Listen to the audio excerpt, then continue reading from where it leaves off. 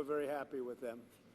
Okay, and I think when there's a problem with the state, I think that problem should be taken care of by the state. That's what we have states for. They take care of problems. And a governor can handle something very quickly. You know, one of the things I've noticed, because I've been doing this for a while, and we had a pretty good FEMA, but I also noticed that when they come, they end up in arguments. They're fighting all the time over who does what. It's just not a good system. This system is so beautifully designed over 250 years approximately, you know, and we'll soon be celebrating the 250th year. It's going to be a very big celebration. But it's been designed very well, and we're going to leave it that way. When North Carolina, South Carolina, Florida, Tennessee, when everybody knows the governor of Tennessee, I think, everybody? Do you know everybody here, pretty much?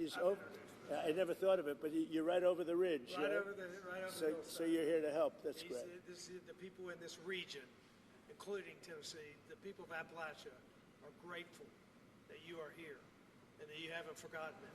And that there are other disasters, but this one was enormous for both North Carolina and Tennessee. So thank you. You know, I've seen a lot of disasters, and when I came here right after, the day after.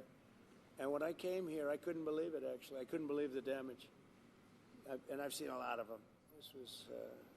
This was more like a tornado than it was what we witnessed. So we're going to get it very much taken care of. Good job. That's nice that you came. And so you call it you're right over the ridge, right, Tennessee? Over the ridge, yes. I like Tennessee too. Let's see, where did I get more votes, Tennessee or North Carolina?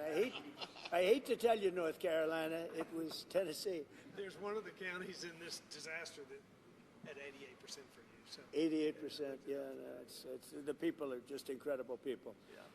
So, do you have any questions, press? President, you talked about conditions being placed on aid to California, voter ID, and the like. Are there any conditions that you're going to put on aid to North Carolina? We're going to do a lot for North Carolina. Yeah. They've been very slow. I don't know why it's been so bad. This has been one of the worst I've seen. Katrina, of course, you know, was something that obviously that was a long time ago. That was not good. But this has been very slow. I don't know if that was for political reasons because they lost the state. You know, Biden lost the state. Maybe he felt he doesn't care. Maybe there were other reasons. I don't know. But this has been very slow. By any standard, this has been very slow. And we're gonna make up for lost time. No conditions. You're going to push for aid. Well, in California, I have a condition. In California, we want them to have voter ID so the people have a voice, because right now the people don't have a voice because you don't know who's voting, and it's very corrupt. And we also want them to release the water. If they released the water, they wouldn't have had a problem. If they released the water when I told them to, because I told them to do it 7 years ago, if they would have done it, you wouldn't have had the problem that you had. You might not have even had a fire. So, but here I don't have that. It's a different thing. You got hit by a storm. The people are incredible. They worked really well. Franklin was fantastic, and other groups. By the way, other groups came in that were also fantastic. And other states came in, Tennessee and a couple of others came in, and they really helped. That's the way it's supposed to be. No, this is a different kind of a thing. Mr. President, have you decided how much funding you would allocate for disaster relief in North Carolina? About what? Have you decided how much funding you would allocate for disaster relief? I haven't. I have to see what it is. Are you disappointed that Senator Schiff hasn't joined you on this trip? It was reported you invited Senator Schiff to join you on this trip and he was too busy. Are you disappointed? I don't know. I was told that Schiff was going to travel with us to California. I wasn't thrilled, to be honest with you. And I saw him last night on television. It looks like he got hit with a baseball bat or something. What happened to him? Something happened to him. It looked like he got hit. It looked like he got beat around. But I'll ask Caroline to find out what happened to him. No, if he wanted to come out, I would have done that. But I don't know. Somebody said that he wanted to come on the plane, but I think he's staying back for the votes. There's some pretty good votes going on. Yeah. President, what is your timeline for getting rid of FEMA? For this one? For this one? You just talked about possibly getting rid of FEMA. What timeline are you looking at, and how would you do that? Well, we're looking here. Here you're talking about. To start, we're going to start immediately, timeline. And to finish, it's going to be a period of time. You know, people are also rebuilding their houses. How long does it take to build a house, right? It takes some time. And I want them to build houses bigger, better, nicer than they had before, so they can have, at least they get something out of this disaster. This was a real disaster. No, timeline will be fast. In terms of infrastructure, I think very fast. I want to thank Elon, because Elon was able to get us communication systems, as you know, Starlink.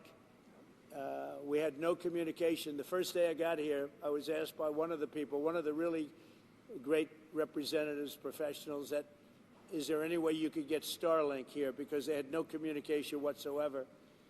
And I called up Elon Musk, and he had, you know, hundreds of units brought here, like brought immediately, and it's hard to get. They couldn't get them before, and that made a lot of difference. I think it saved a lot of lives, actually. Yeah, infrastructure-wise, we'll do it quickly. Sir, can you just talk about how long you think it might take to get rid of FEMA? What's the timeline on that? If you're going to roll it back? Yeah, I would say, look, as far as I'm concerned, I'm not really thinking about FEMA right now here. I'm thinking about Michael Watley, and I'm thinking about the 3 Congress people that you just heard from, and also the other people in Congress, and they'll be working with the governor. They'll be working with the governor, so that's what I see. Change the subject real quickly. The Laken Riley Act was signed by Speaker Johnson yesterday. Right. When do you anticipate to sign that into Well, office? we're honored by that. Laken Riley, I was there at the time, and we had a big meeting with the parents right after that horrible thing took place. And we have an act. You all know what that act represents. And it was a bipartisan bill. Many Democrats signed onto it. That's something that is a tribute to Laken, a beautiful young lady who was killed viciously by an illegal alien. And we passed a very powerful bill, and it was just approved, and we'll have a ceremony sometime very shortly. I'll be signing it. In other words, if you're asking, I will definitely be signing it. Okay? Yeah. Mr. President, the security detail for Anthony Fauci was terminated last night, and I'm wondering if you have any comment on that. About what? The security detail for Anthony Fauci was terminated last night, sir. Do you have a comment? No, I think, you know, when you work for government, at some point your security detail comes off. And, you know, you can't have them forever. So I think it's very standard. If it would be for somebody else, you wouldn't be asking the question. The question is very fair. But, you know, you work for government. We took some off, other people too. But you can't have a security detail for the rest of your life because you work for government. Is this taken off, sir? Yeah, we'll see what happens. Would you feel partially responsible if something would happen to, say, Dr. Fauci No. or John Bolton? No. You know, they all made a lot of money. They can hire their own security, too. All the people you're talking about, they can go out. I can give them some good numbers of very good security people. They can hire their own security. They all made a lot of money. Fauci made a lot of money. They all did. So if they, you know, felt that strongly, I think that certainly I would not take responsibility. North Carolina is a state that relies on trade and manufacturing. Are you going to have an announcement on new tariffs coming soon? Is there a timeline now? Yeah, the tariffs are going to make our country rich. We're going to be a rich, rich country very soon. Tariffs are going to make it rich, and competence. We have common sense, competence, and tariffs. The word tariff is one of the most beautiful words in the dictionary. Jonathan Reynolds, the business secretary of the United Kingdom, said that there's an even trade between the U.S. and the U.K., so they shouldn't have tariffs. Does trade imbalances or a balanced trade affect tariffs and your decisions? Yeah, unbalanced and balance, and also deficits. Like with Canada, we lose $200 billion a year with Canada. As far as we allow them to take lumber, we don't need their cars, we don't need their lumber, we don't need their food products because we make the same products right on the other side of the border. It's sort of crazy. So we've just allowed that, you know, bad management has allowed it over the last 4 years in particular to become very imbalanced. And I said to, I call him Governor Trudeau, but he's Prime Minister Trudeau when he was Prime Minister. I asked him, why would we do that? Why? And he was unable to give me an answer. He said, I don't know. And I said, do you think it's fair that we're paying $200 billion to keep Canada going? And what would happen, I asked him, what would happen if we didn't do that, if we didn't subsidize Canada? he said we'd be a failed nation. And I said, then you should be a state. Because why are we paying all of that money to Canada when, you know, we could use it ourselves, right? So we take care of their military. You know, we're going to order about 40 Coast Guard big icebreakers, big ones. And all of a sudden, Canada wants a piece of the deal. They say, why are we doing that? I mean, I like doing that if they're a state, but I don't like doing that if they're a nation. Also, they've been very nasty to us on trade. Historically, Canada has been very, very bad to us, very unfair to us on trade. So we'll see how it all works out. The United Kingdom I might would be in a love better to see spot. Canada be the 51st state. The Canadian citizens, if that happened, would get a very big tax cut, tremendous tax cut, because they're very highly taxed. And you wouldn't have to worry about military. You wouldn't have to worry about many of the things. You'd have better health coverage. You'd have much better health coverage. So I think the people of Canada would like it, you know, if it's explained. But just to start off, they'd have a massive tax cut, and they'd have a lot more business, because then we'd let business go to Canada routinely, and there'd be no tariffs. You know, if we did that, there'd be no tariffs. So the United Kingdom might be in a better spot then. Reverend Franklin Graham has been a great asset to the state.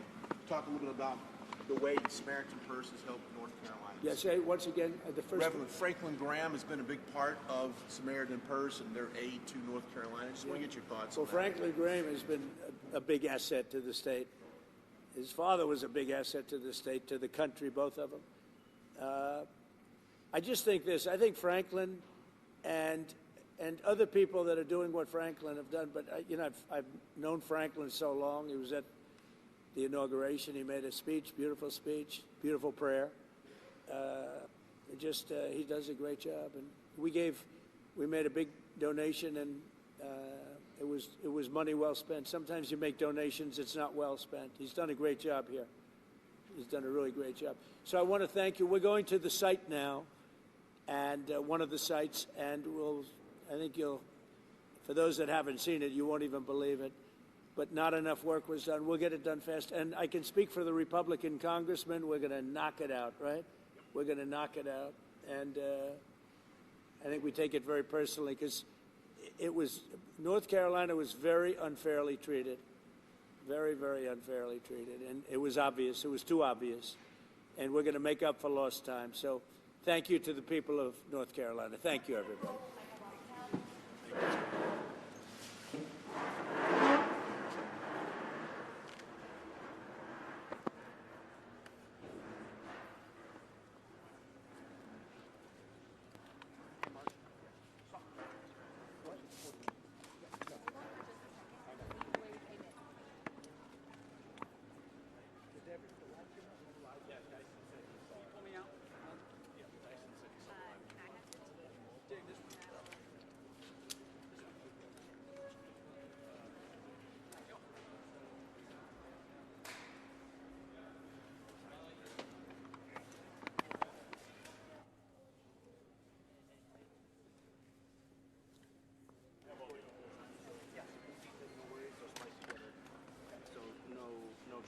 Okay. Awesome. Thank you.